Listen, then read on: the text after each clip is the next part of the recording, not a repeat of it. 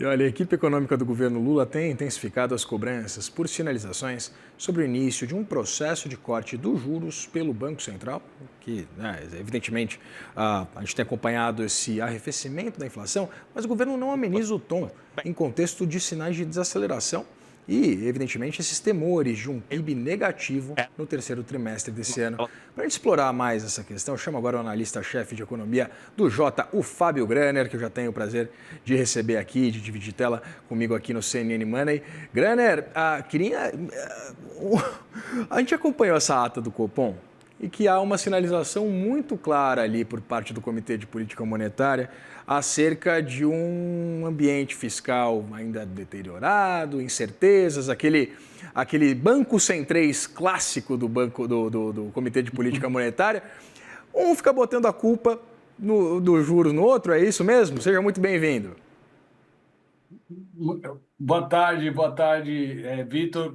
Obrigado aí pela chamada.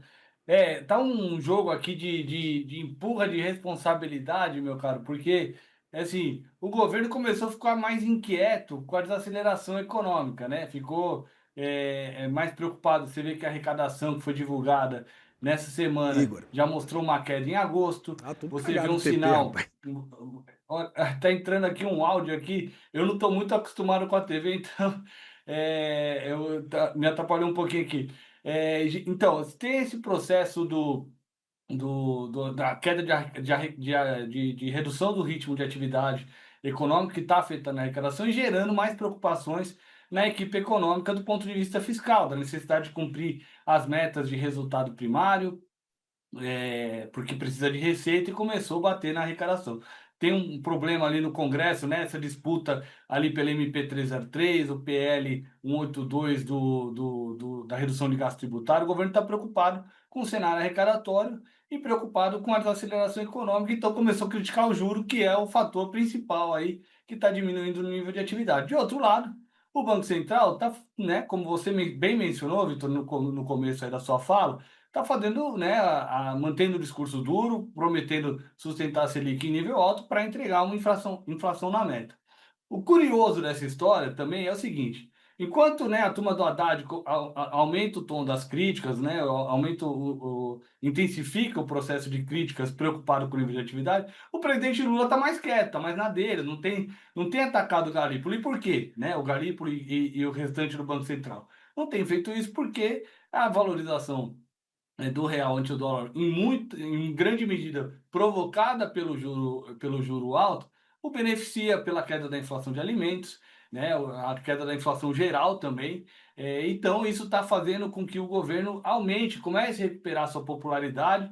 E aí, para o Lula, que está pensando cada vez mais em 2026, né, por enquanto está valendo a pena, deixa o Haddad brigar um pouquinho lá, mas ele mesmo está na dele, aceitando o benefício que ele conseguiu com o juro alto, que é a valorização do câmbio e a queda na inflação.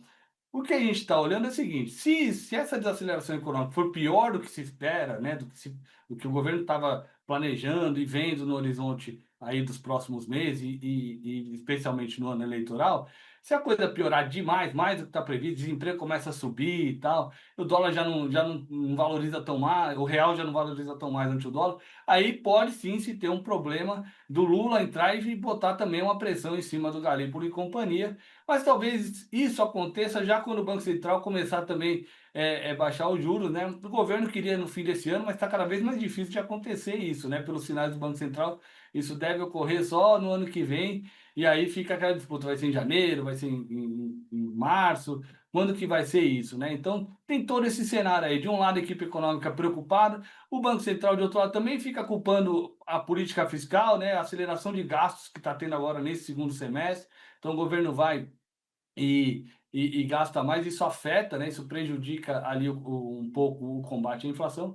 Então você está nesse jogo de estica e puxa, de empurra, que faz com que esse debate vá se intensificando enquanto o Banco Central mantém a Selic em 15% ao ano. Te devolvo, Vitor.